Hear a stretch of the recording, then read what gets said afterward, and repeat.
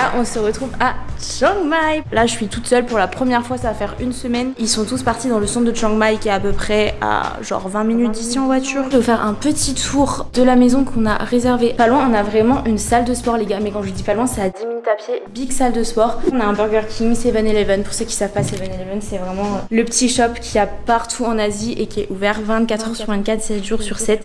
Bref, du coup on est dans un grand salon, un peu en mode la villa des cœurs brisés, t'as vu. Ça c'est la chambre des garçons. Là on a une seule de main en fait qui fait liaison avec la chambre de Natsu. Il y a une porte pour retourner dans le salon. On avait réservé cette maison surtout pour un facteur qui est hyper important, c'est qu'elle est fibrée. On peut poster, télécharger tout ce qu'on veut. On est vraiment une grosse team de freelance. On a tous besoin de la fibre pour taffer.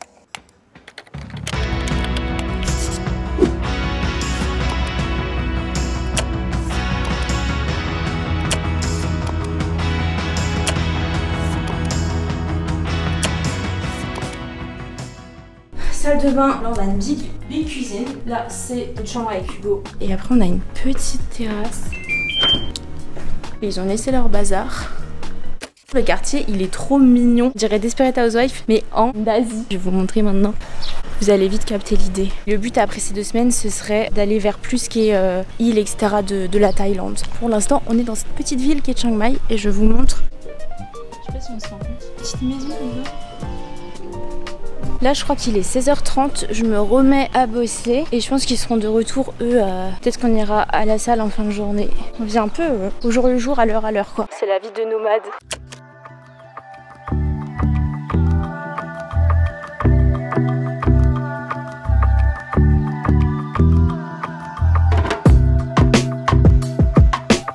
Hello, nouvelle journée. Il y a notre taxi qui vient d'arriver. Avec Nastasia, on s'en va dans le centre de Chiang Mai pour travailler.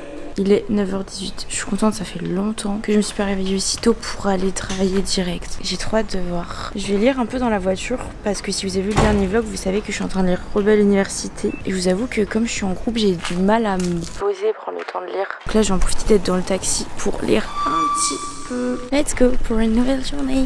Hello. Tu vas faire quoi dans le taxi, Dani? Je vais lire. Ah.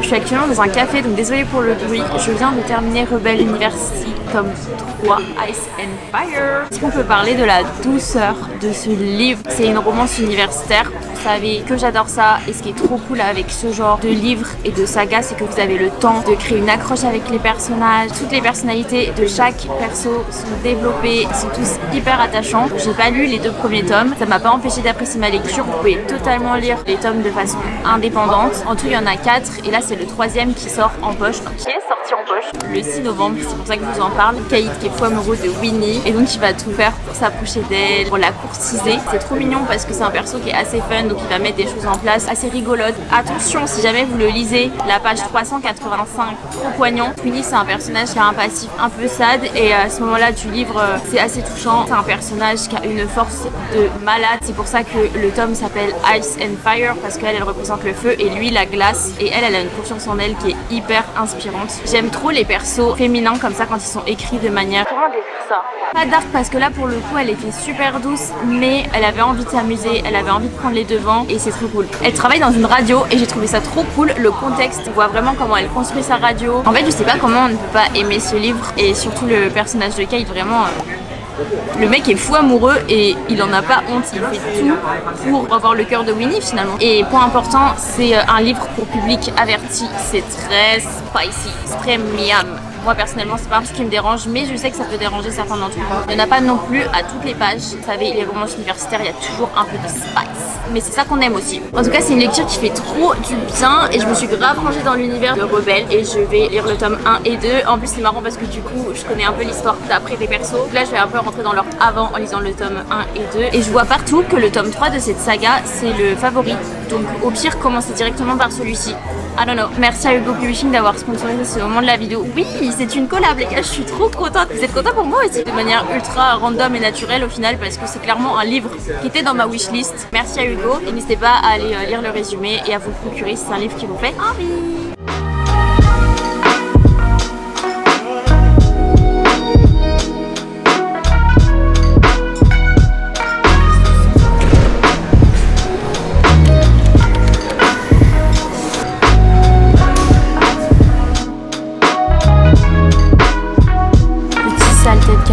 latte glacé.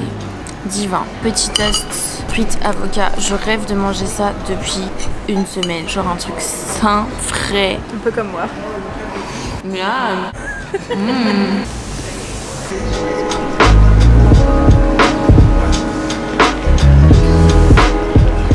On est toujours au même endroit. Je me suis commandé une tortilla omelette. C'est grave drôle parce que c'est un truc que je fais chez moi et je pensais pas que ça existait. Je pensais que c'était une recette totalement unique de par mes talents. Je suis choquée des SSD 35 Go moins d'une minute. Ah bah c'est le but ma chérie. Après je vais aller juste me gambader vite fait aux alentours du café, voir à quoi ça ressemble. Tirer des sous parce que j'ai legit aucun cash pour payer ce que je suis en train de consommer depuis ce matin. Et par contre je sais pas où sont les garçons. Je comprends même pas c'est quoi leur programme. Faudrait qu'on se prévoie notre trip à deux, alors je crois qu'on va pas le faire. Hein. Fromage, champignons, épinards. C'est incroyable. Je veux dire si on m'entendait juste râler en fou. Oui bah t'es là.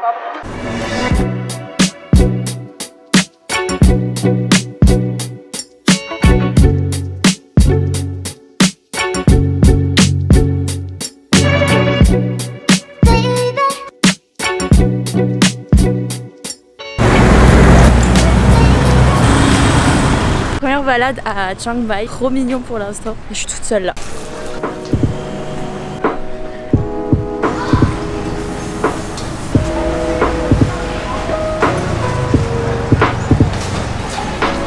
C'est nous, c'est comme ça qu'on fonctionne. On attend notre taxi et on va à la salle.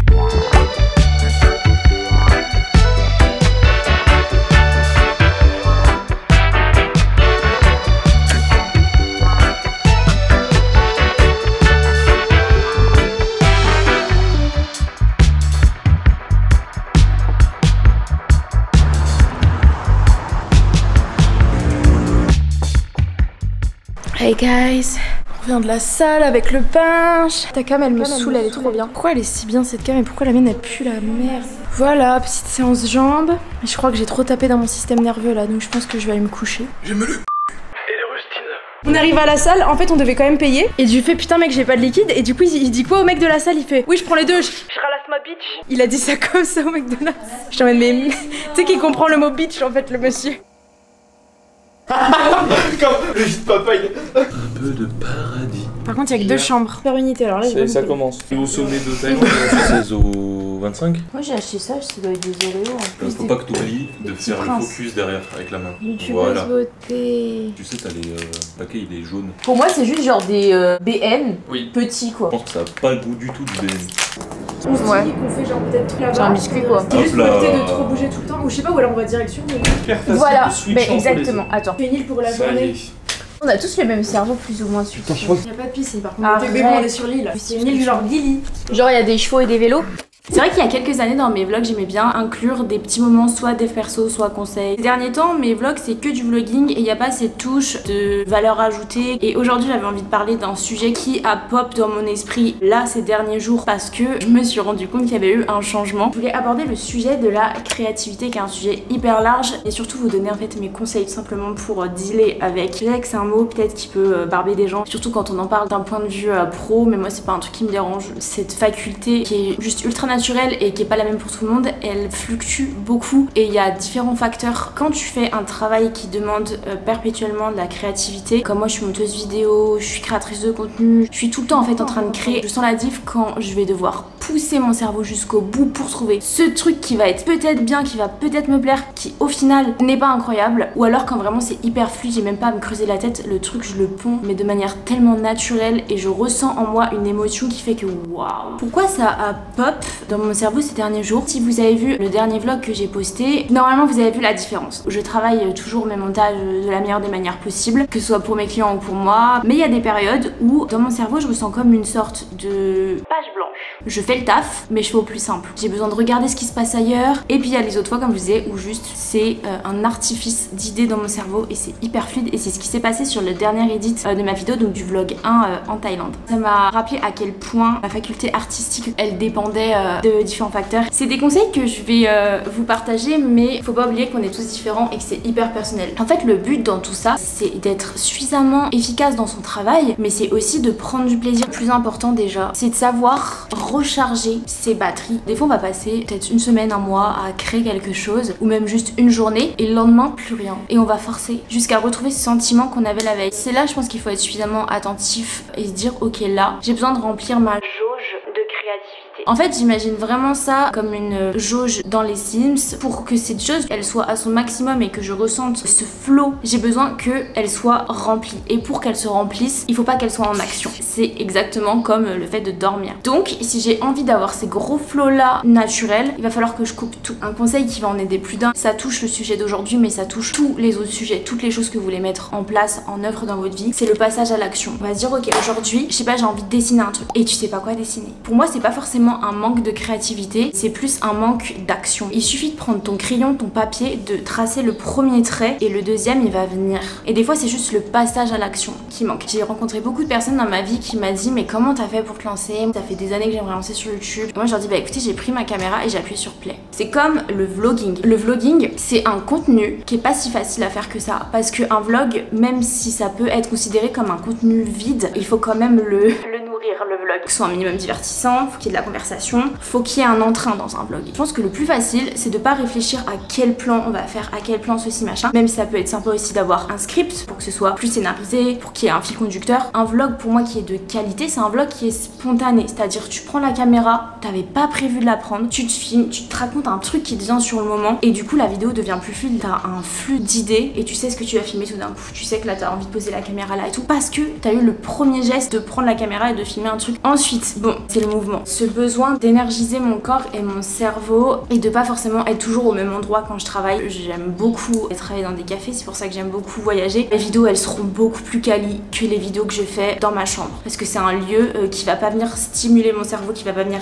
réénergiser mon cerveau. Ça encore c'est hyper personnel comme je vous le disais. Pour moi juste le fait de changer d'endroit et d'être en mouvement aussi ça m'aide énormément. Je ne suis pas le genre de personne qui va être en deep work pendant 4 heures. Moi mes deep work ils durent un grand maximum de 1h30. Entre temps j'ai besoin de faire un truc, soit d'aller faire des courses, faire du sport. Ensuite la non sollicitation, ça encore c'est super personnel mais pour que je sois créative et pour que mon travail soit ultra fluide j'ai besoin d'être seule. J'ai besoin de me dire qu'à 0 moment on va devoir me solliciter, que ce soit par notification ou dans la vraie vie. Alors c'est vrai que là vous m'avez vu dans les vlogs, on est souvent en train de travailler tous ensemble au café, c'est sympa, c'est cool, mais là par exemple aujourd'hui j'avais pas envie de suivre tout le monde parce que je sentais que ça allait être une journée un petit peu plus compliquée pour moi en termes d'inspi, donc j'ai voulu rester ici à la maison. Des fois faut savoir être aussi un peu égoïste et un petit peu aussi responsable et se dire ouais là aujourd'hui bah je vais voir personne parce que tout bonnement j'ai besoin de rester focus. Le cycle menstruel chez la femme, encore une fois on devrait tellement être éduqué sur ça. On nous apprend qu'on va avoir nos règles, on nous apprend qu'on va peut-être tomber enceinte et à part ça gros, à part me demander de prendre la pilule, est-ce qu'on peut parler de ce qui se passe en moi et de à quel point mon cycle va me perturber et va faire que je suis constamment en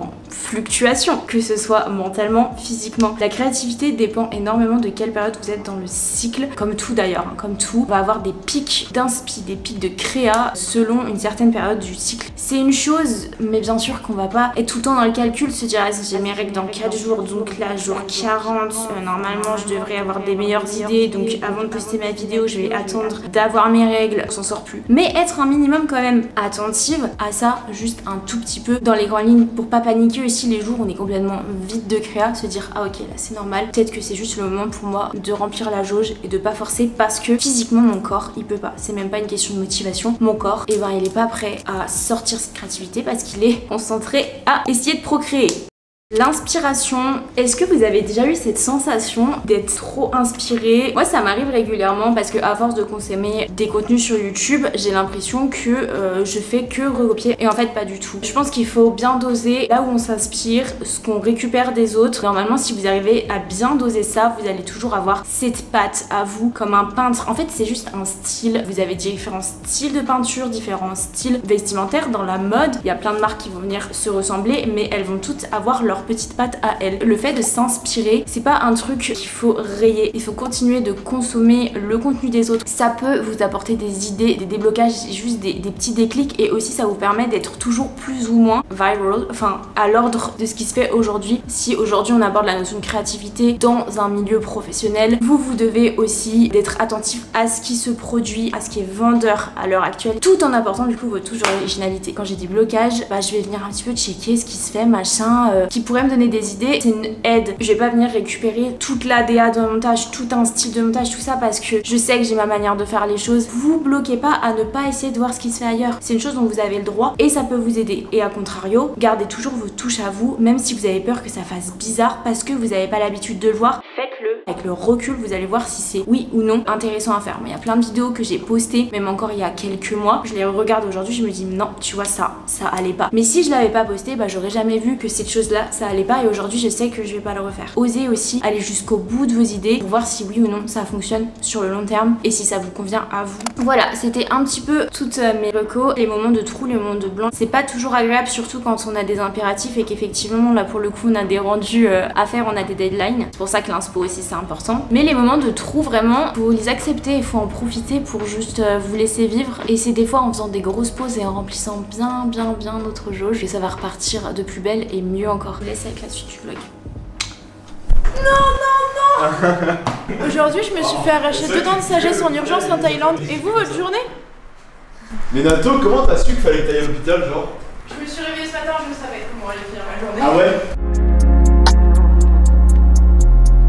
Did it again, got me on 10, got me on 10, got me on 10, got me on 10. Did it again, got me on 10, got me on 10, got me on 10, got me on 2 doors in my coupe. I look better under you, girl I love you, you my truth. OJ with that juice, got that magic daddy too. Okay, thank you. This one is okay. The green. Le vert il est beau hein. Prends le vert. Mais le vert il est plus joli je trouve.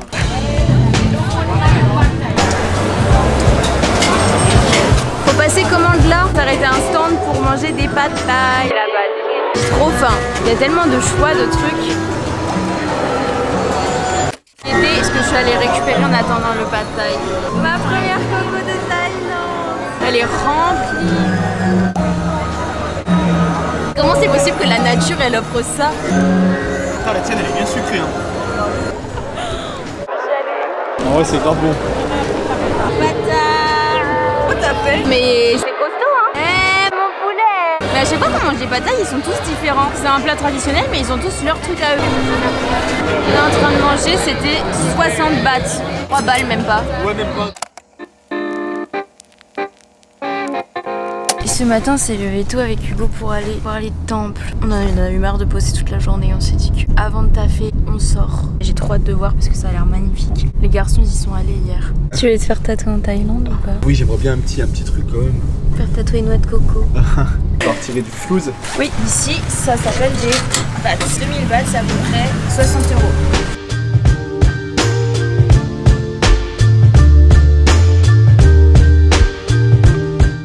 On cherche à manger, on cherche à manger. Always had a way to make it work and find another route. Always had a way to make it work and find another route. Always had a way to make it work and find another route. Always had a way to make it work and find another route. Yeah. Merci beaucoup. Yeah, it's good. On fait un tour de temple et en plus on est conduit. Ouais, c'est ça ouais. C'est énorme ça. One beautiful. Oh. Okay. Go there. Yes. Look around picture and then if you go in, you take through. Filme aussi les temples, pas que toi s'il te plaît. En gros, on fait un tour de temple avec un guide. Mais on n'a pas compris, on a pris un guide de manière hyper aléatoire. On a payé un mec et il va nous faire le tour. Il est gentil, mais on sait pas ce qu'on va devenir. Hein.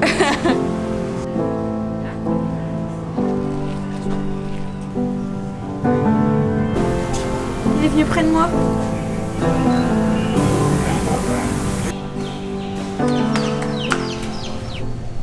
T'es sûr? Bah après c'est déchiré. Ah mais celui-là il a rien à voir avec les autres. Hein. Il y a 0 touristes, on est les seuls. Genre le truc c'est comme s'il était abandonné. Tu sais ce qu'on va faire? On va faire quoi? On va rentrer. Ouais mais t'as vu, il y a vraiment 0 touriste, je trouve ça trop bizarre. Ouais, là c'est chargé en énergie. Hein. Tu sens les énergies là? Ah mais c'est impressionnant. C'est battant de fou.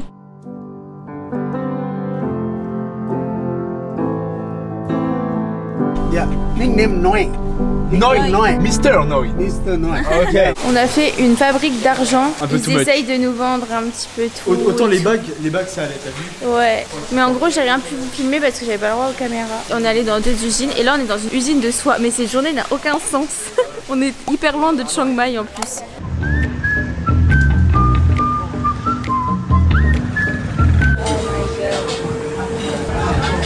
Tu sais que j'ai mis mon gros doigt sur la vidéo. En fait, ça, c'est de l'eau et du sucre, c'est tout C'est ce qu'il nous faut. On pourrait la terrasser en une fois. Trop bonne influenceuse. Ouais, grave. Enfin, t'as faim, que t'es fatigué, il y a tout qui semble incroyable. Ça se trouve, c'est dégueulasse qu'on mange. Mais là, j'adore. On pourrait mettre de la merde avec du sel, je le boufferais.